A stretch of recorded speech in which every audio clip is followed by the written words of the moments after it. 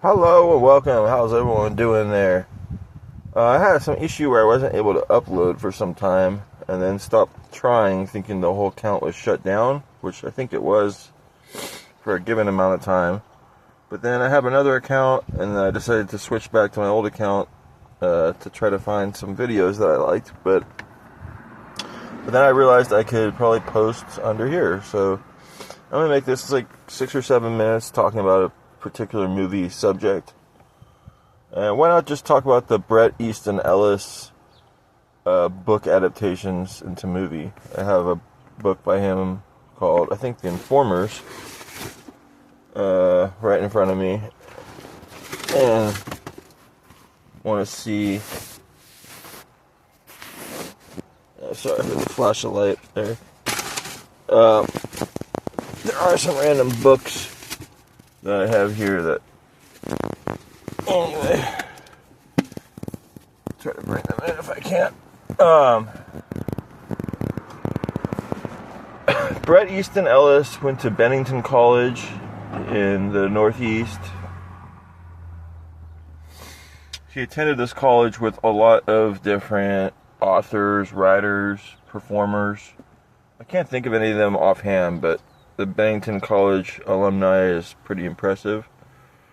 Bret Easton Ellis' first book that was adapted into a movie was, I believe, Than0, which was Andrew McCarthy, Robert Downey Jr., and Jamie Gertz. Probably the movie that gave Jamie Gertz the most screen time.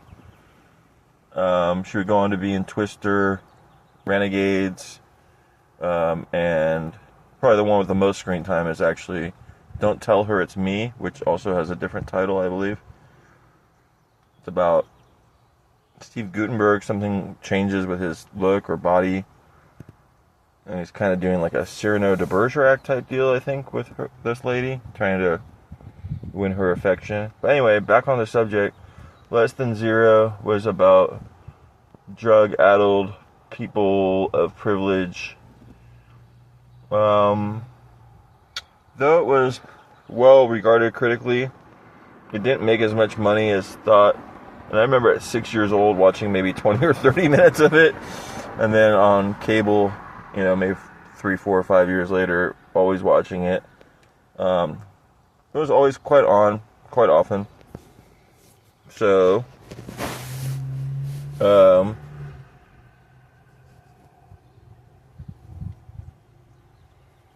then, sorry for the flashing light, I'm just trying not to show any images right now. The next movie that I know for sure that was adapted from his work was AmericanPsycho, but there may have been one from 87 to 99, but I just can't think of it.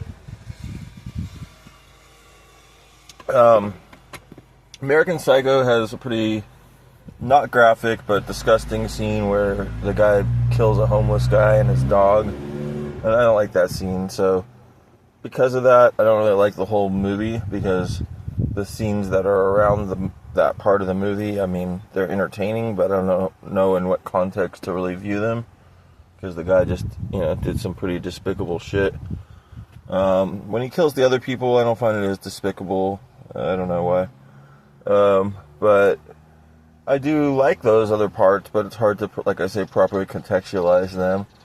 And in reading the book or different parts, I think all that stuff's there and even more. So, honestly, I don't really know how I think about Bret Easton Ellis. To that extent, Rules of Attraction was made 4 years later. And that's just an excellent movie. I think I have 2 copies of it, so I'll probably be watching it sometime really soon. Because when I have 2 copies of something, I'm like, oh yeah, I gotta, enjoy that.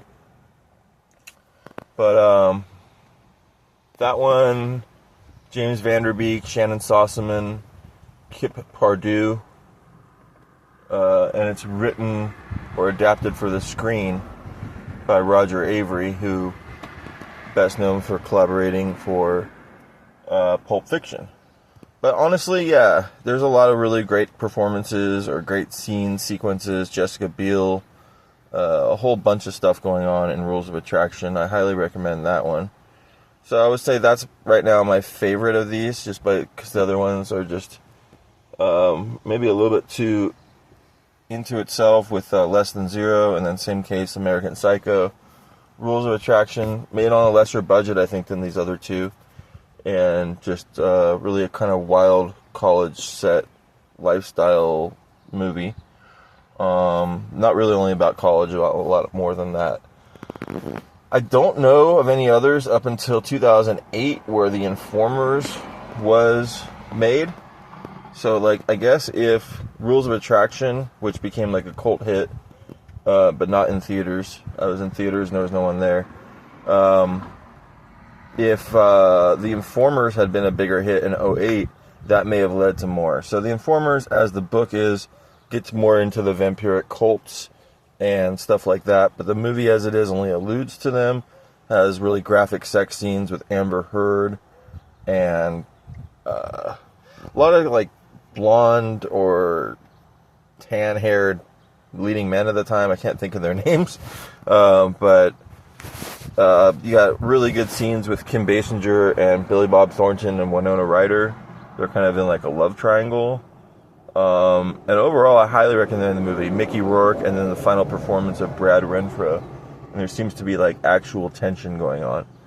So it's directed by someone who filmed it all basically in Uruguay and South America, perpetuating it to look like America, and I think that, or United States. I think they did a great job.